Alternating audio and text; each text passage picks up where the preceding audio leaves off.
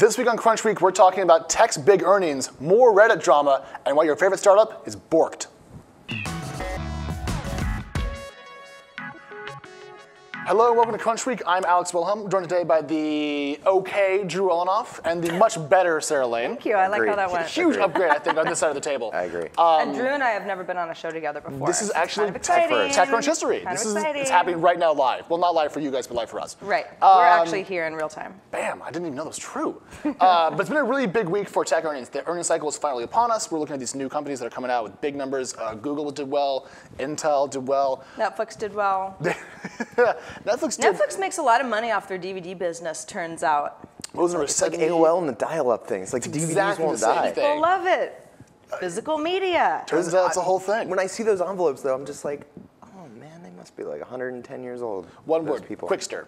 Yeah. Anyways, were you surprised by how good the earnings were this week? I feel people were a little trepidatious, and then bam, everyone killed it. You know, earnings are weird for me because if anyone doesn't know, Alex is like the earnings king. He's really good at parsing information, and I always go to your analysis before I know if a company did well or not, because on paper sometimes you go like, oh wow, revenue is like crazy, but then there's like this R&D fee, you know, it's all like a big balance. So sometimes a company will do quite well, but they're not beating the street. So it's all very nuanced. Right. It's all very nuanced, but I mean, usually we see a kind of a mixed plate. We get some good, some bad, some in the middle. But this week, really, almost everyone killed it. And you know, new all-time high for Netflix. Google's at an all-time high. I mean, even Intel was up 6 points. I mean, like it's really been impressive. Yeah. I wonder if we can sustain this, because now at the new Nasdaq high, if we can keep this going, we can see the overall game right now stay afoot. But if we see a decline in earnings, that could hurt the Nasdaq, the IPO market, trickle down, and then we all are unemployed. Everything he just said. Yeah, basically. I would believe it. I thought it was really interesting, particularly to go back to Netflix again, is that Netflix has more domestic subscribers, domestic meaning US, than anywhere else. They obviously have good international growth. Mm-hmm. But this last quarter, they had really good domestic growth too. 900,000, right? Yeah, it was just shy of 1 million. Yeah, it's like, wow, I guess we haven't reached US saturation yet with Netflix. Yeah, they have like seemingly no ceiling whatsoever. Yeah. Well, what's amazing about that number is it implies that the international growth can go for years and years and years, because if they're still accreting subscribers here at home, international saturation is at 0 points. You know, so they can really keep running it out. So I think the bull case on Netflix is that if they can keep their costs controlled on the content side, they can run the business side out for the next 10 years and grow like mad.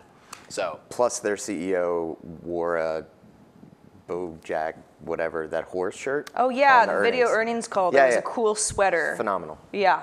I want to find the person in PR. Seems like a really cool company. Why would you do Seems like a cool guy to go to Bar Basic with. Yes. Bar Basic is the TechCrunch bar. If you're not SF, go to Selma, Bar Basic. Tell them it's one option. It seems to be used It's a lot. basic bar. It works out for It's a basic bar for basic.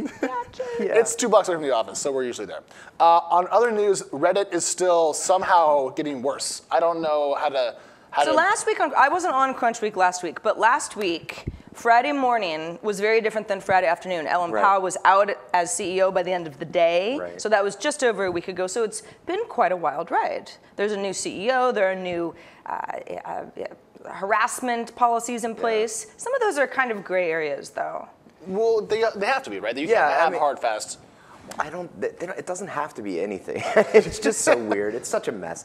But basically, the new CEO, who was the original CEO, comes in. It turns out that old CEO Yashan and Ellen were actually trying to keep free speech a thing, whereas new CEO guy and Alexis Ohanian, the founders, were like, we're fine getting rid of these people. So they kind of hit a happy medium where they're going to hide stuff. But do you think Ellen Powell was sort of a scapegoat situation? I mean, it's impossible like to know, right? Because it's a community full of conspiracy theorists. Well, I mean, the meme was, or the point was that was written down by a former employee, was that Alexis decided to fire Victoria, who was the community manager and very well liked. And so she was dragged through the mud when she didn't actually make the call, which is a horrible thing to do to someone, to not defend them, but it was your choice. Right. Now Spez, or Steve Huffman's back. Right. And can you walk us through just the broad points of the new rules on what's allowed, what's not allowed? So what's not allowed anymore is actual threats of violence, which include murder, rape, stuff like that. Sounds like a good rule. Sounds like a good rule, we can agree as a quorum Just that that's don't a good that. idea. Yeah. Right, I agree. What is allowed still is a lot of subreddits that many of us would deem extremely inappropriate, extremely offensive, but don't actually harm someone or a group specifically. That's the issue I have with this. It's like, you can go ahead and say, all right, there's a free speech element that we don't want to get rid of, but it still creates a toxic community. So you can be terrible, but not a terrorist. That's one. Yeah, that's an interesting way I feel like it's like, if it's free speech at any cost, are we having fun anymore? Yeah. You know, because everyone is. You're always going to have those people who push something to a really uncomfortable, kind of gross limit, Right. Yeah. and then it just. Why would I want to hang out on Reddit and see that stuff? Right. Well, there's a difference between free speech as a general point for the nation and free speech on Reddit's platform. I think we often conflate the two of them. But I mean, do you think, Drew, this is going to clean up the community enough to allow people to feel safe on Reddit, or is it just going to be kind of the same miasma of fail? I think it's going to continue. I mean, it's not going to be good enough for the community. The community's still going to feel like it's stunted, and their free speech is being taken away from them, even though whatever, it's a message board and it's the internet. Full of 14-year-old people are grubby white crazy. kids. Like, look, I mean, what would happen if there were 15 people out front of our office talking about physically attacking women?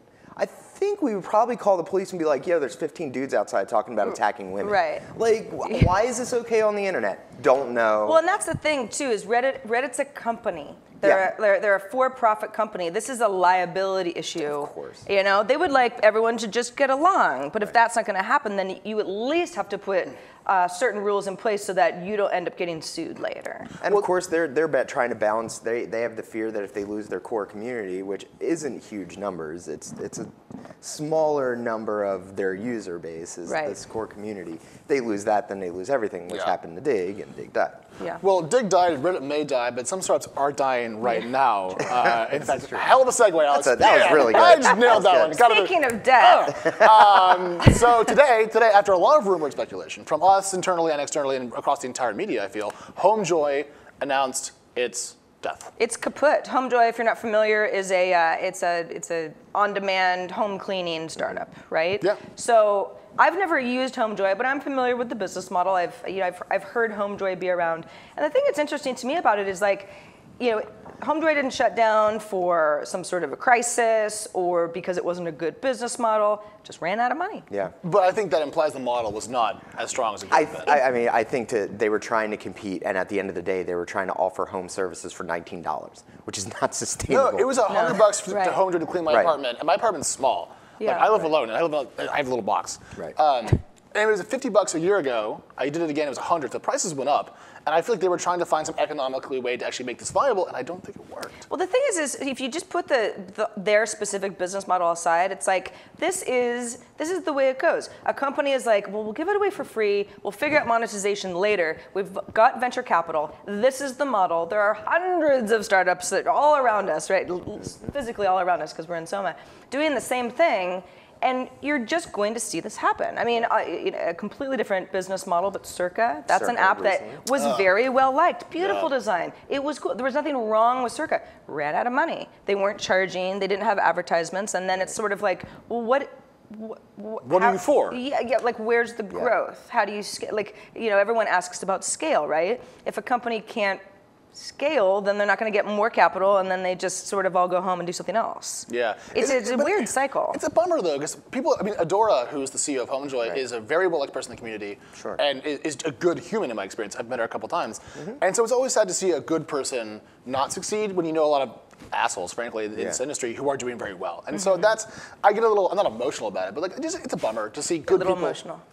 It's okay. It's okay. You're empathetic. I feel it. Yeah. And I had friends that worked there, and I went to the office a few times. Like, and it's weird to see a huge office full of people, and then realize now that office will be empty, and the chairs are going to be sold off, and all the assets will be liquidated, and then there's nothing left.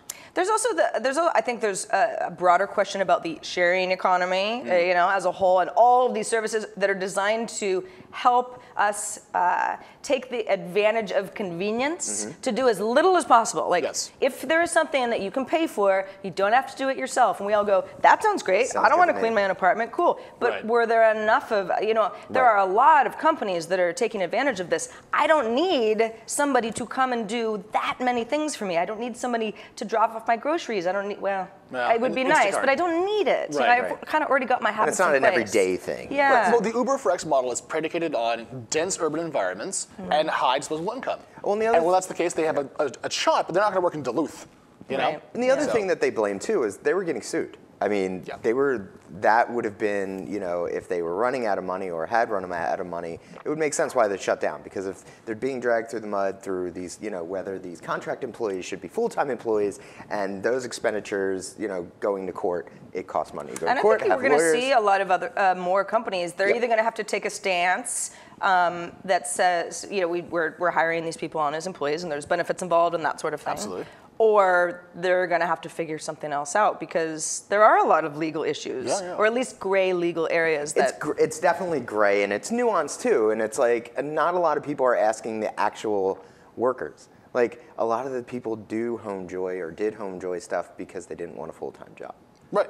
So it's sad that they would get sued. Right. There should be an option to do part-time work without benefits and also have benefits as well. But if your unit economics don't work and you're under a lawsuit, you can't raise money and you die. That's that. Just basic, They raised $37 million. The investors they're not going to drop another 37 in if they're going to get sued. So before we go, we have a little bit of news, internal news actually. Oh, yes. TechCrunch news. It's about, we're launching a new show. It's for you. Yeah, it's my news. Sorry. It's all of us. We're all in this together. We're all in this little ship called TechCrunch is a group experiment. So behind us, I don't know if you can see it, there's a lot of equipment, cameras, lights, and so forth. We're launching a new show on Wednesday morning at 10 a.m. Eastern, 7 a.m. Pacific called Bullish. I am hosting it, and I'm hoping that it's not going to suck. So it's not going to suck. It's going to be suck. great. Okay, well, I've actually seen teasers. Okay, so we're working on it. So next Wednesday when you wake up, make sure to go to techcrunch.com and check it out. We put a lot of time into it. We think it looks good. And hopefully it'll be fun, new kind of content from us, a talk show. So tune in and check it out. And until next week, stay cool.